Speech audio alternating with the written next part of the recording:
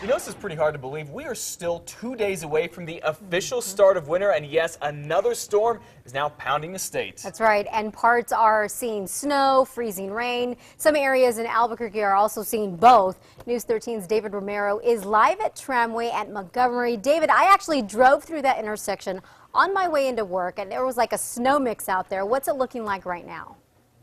It's about the same right now, Elizabeth, and Kristen was exactly right. The most activity we're seeing right now is here in the Northeast Heights. You can probably see the snow flurries coming down around me.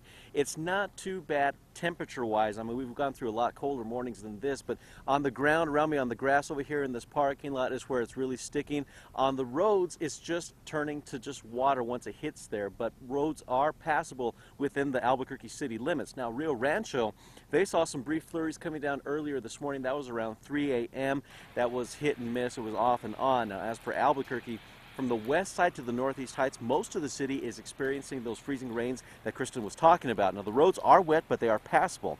And it wasn't until we got to Wyoming and I-40 that the snow started coming down, and it was sticking to the side of the road. Now, again, travel in this area is still okay. Then along Tramway, the snow flurries went from strong to nothing at times. Most was sticking to the side of the road and some to the road itself, but everything passable.